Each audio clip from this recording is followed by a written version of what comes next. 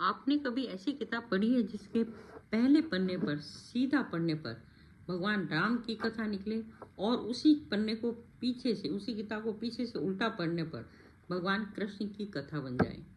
जी हाँ, ये कोई जादू नहीं बल्कि हमारी प्राचीन संस्कृति और संस्कृत व्याकरण का एक ऐसा महा चमत्कार है जिसे देखकर आज के बड़े बड़े कंप्यूटर वैज्ञानिक भी हैरान रह जाते हैं।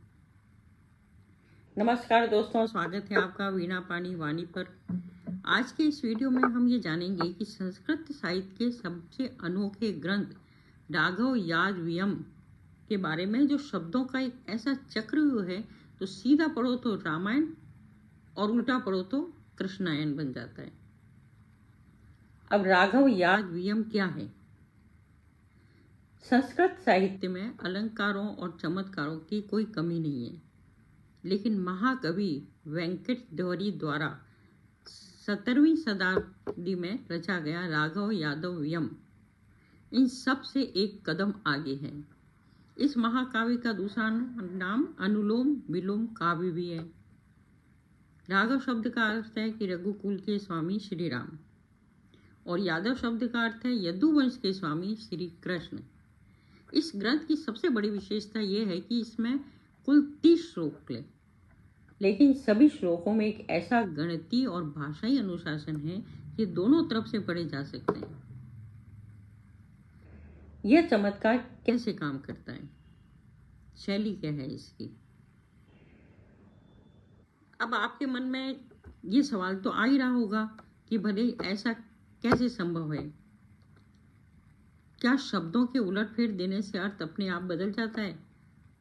यही महाकाव्य वेंकट द्वरी की प्रतिभा सामने आती है।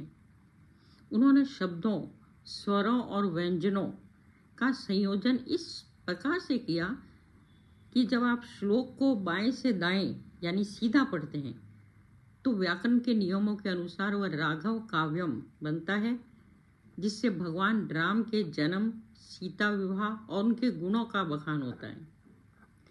और जब आप उसी श्लोक के आखिरी अक्षर से शुरू करके पहले अक्षर की तरफ उल्टा आते हैं तो हर एक शब्द का अर्थ पूरी तरह से बदल कर भगवान श्री कृष्ण की लीलाओं में मक्खन चोरी और उनकी बांसुरी का वर्णन करने लगता है।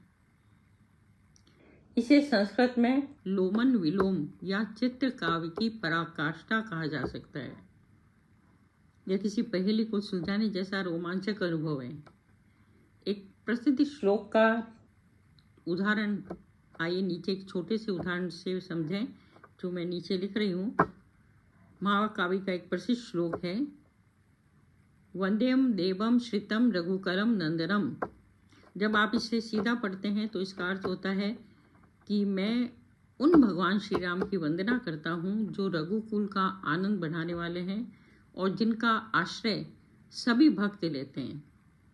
और जब इसी श्लोक को पीछे से विलोम क्रम से पढ़ा जाता है तो इसके वर्ण मिलकर श्री कृष्ण के स्वरूप का वर्णन करने लगते हैं।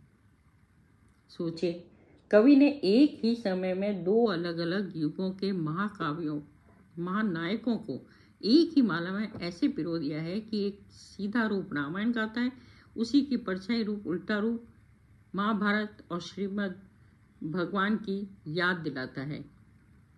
इस ग्रंथ का साहित्यिक और ऐतिहासिक महत्व बहुत ज़्यादा है। आज के समय में जब हम कोडिंग, एल्गोरिदम और डेटा स्ट्रक्चर की बात करते हैं तो हमें लगता है कि यह सब आधुनिक तकनीक की देन है, लेकिन आज से सैकड़ों साल पहले हमारे आचार्य और कवियों ने भाषा के स्तर पर जो मानसिक व्यायाम और गणितीय सटीकता दिखाई, वो आधुनिक कंप्यूटर विज्ञान को भी टक्कर देती है। राघव याजवियम सिर्फ एक काव्य नहीं है, यह इस बात का प्रमाण है कि हमारी संस्कृति और संस्कृत भाषा कितनी समृद्ध, वैज्ञानिक और चमत्कारिक रही है। यह हमारी बौद्धिक विरासत का वह अनमोल हीरा है जिस पर हर भारतीय को गर्व करना चाहिए। तो बताएं, क्या आपने इसके पहले कभी इस अद्भुत अनमोल विलोम काव्य के बारे में सुना था? आपको हमारी संस्कृति का यह ज्ञान कैसा लगा? हमें कमेंट सेक्शन में ज़रूर बताना।